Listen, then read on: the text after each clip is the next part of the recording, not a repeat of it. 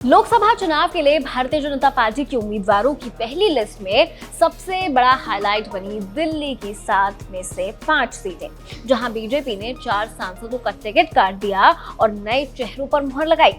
लेकिन एक सवाल और भी उठा, आखिर बीजेपी ने 2 सीटों को इस लिस्ट में क्यों छोड़ दिया? क्या बीजेपी कांग्रेस की लिस्ट आने का इंतजार कर रही है? एक और सवाल, गौतम गंभीर ने बीजेपी की पहली लिस्ट के अनाउंसमेंट से ठीक पहले ऐलान कर दिया था कि वो चुनाव नहीं लड़ेंगे। तो अब लोगों के मन में ये भी सवाल है कि बीजेपी गौतम गंभीर की जगह किसे देगी? चलिए इन्हीं सवालों पर आज बात करेंगे एबीपी लाइव के शो 24 का महाभारत में।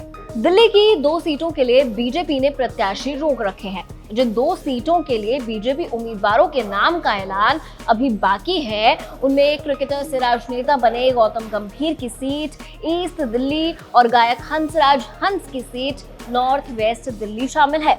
गौतम गंभीर ने तो अपने मन की बात पहले ही कर दी है। अब हंसराज हंस का टिकट कटने की चर्चा भी तेज है। पहले बात गौतम गंभीर के रिप्लेसमेंट की कर लेते हैं। माना जाता है कि गौतम गंभीर के संबंध बीजेपी के नेताओं के साथ अच्छे नहीं थे। कई बार उनकी विधायकों से नोक-झोंक देखने को मिली। गंभीर के पीछे हटने के कारणों पर हमने एक अलग वीडियो बनाया था। डिटेल्स में पूरा मामला आप वहां समझ सकते हैं। इसका लिंक आपको डिस्क्रिप्शन बॉक्स में मिल जाएगा। तो बात आती है ईस्ट दिल्ली सीट से गंभीर नहीं तो कौन?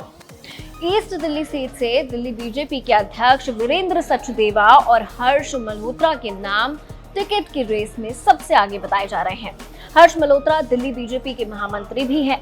अब बीजेपी की उलझन का एक कारण आम आदमी पार्टी का दलित दांव बताया जा रहा है।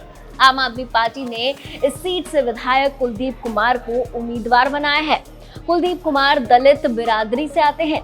ईस्ट दिल्ली लोकसभा क्षेत्र में कुल करीब 4 लाख के करीब वाल्मीकि समाज की आबादी है।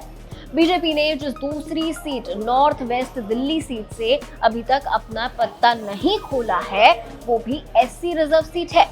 इस सीट से फिलहाल हंसराज हंस सांसद हैं।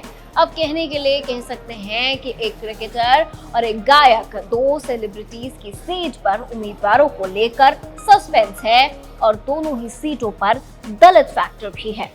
क्योंकि बीजेपी ने दिल्ली की इन 2 सीटों को छोड़ दिया है, इसीलिए कहा जा रहा है कि नॉर्थ वेस्ट दिल्ली सीट से अपने उम्मीदवार का ऐलान करने से पहले बीजेपी कहीं कांग्रेस उम्मीदवारों की लिस्ट का इंतजार तो नहीं कर रही है।